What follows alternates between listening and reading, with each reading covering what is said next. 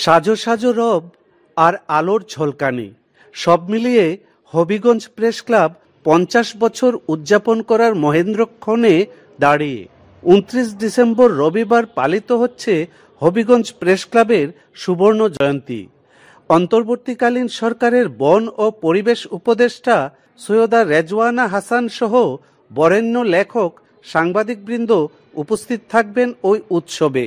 Habiganj press ক্লাবের প্রতিষ্ঠাকালীন সভাপতি মনসুর উদ্দিন আহমেদ ইকবাল ৭৪ সালে শূন্য থেকে এই প্রতিষ্ঠানকে গড়ে তোলার কথা জানান। স্বাধীনতা পরবর্তীকালে ৭৪ সালের দুর্ভিক্ষ পরবর্তী অবস্থায় দেশের যখন আর্থিক অবস্থা, সামাজিক অবস্থা খুবই সংকটাপন্ন ছিল, সেই অবস্থায় আমরা একবারে শূন্য থেকে দাঁড়িয়েছি আজকে এখানে ৩ তলা সুরম্য ভবন। তিনি প্রতিষ্ঠাকালীন সদস্যদের মধ্যে যারা বেঁচে নেই তাদের স্মরণ করেন। আজকে ৫০ বছর পরে আমি এই প্রেস ক্লাবের প্রতিষ্ঠার সাথে জড়িত যারা ছিলেন, আমাদের ২৬ সদস্যের মধ্যে বর্তমানে ১২-১৩ জন দুনিয়াতে বেঁচে নেই। আমি শ্রদ্ধার সাথে স্মরণ করি তাদেরকে।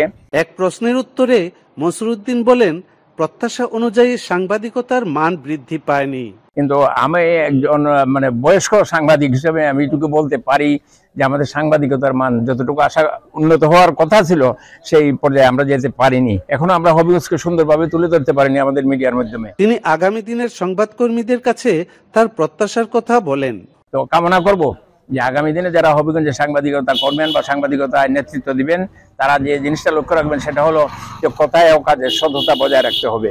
কারণ একজন সাংবাদিক যদি সৎ না হয় তাহলে কোনো মতেই তার পরিবার নিরাপদ নয়, সমাজ নিরাপদ নয়, দেশ নিরাপদ নয়। হবিগঞ্জ প্রেস ক্লাবের বর্তমান সভাপতি রাসেল চৌধুরী ঐক্যবদ্ধভাবে কাজ করার অঙ্গীকার ব্যক্ত করেন।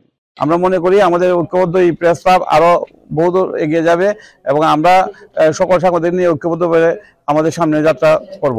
গৌরব ও ঐতিহ্যের ৫০ বছর হবিগঞ্জ প্রেস ক্লাব পালন করছে সুবর্ণ জয়ন্তী, আর এই উৎসবকে কেন্দ্র করে সংবাদকর্মীরা উজ্জীবিত।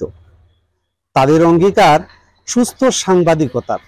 সাদাত মুক্তা, চ্যানেল এস নিউজ, হবিগঞ্জ।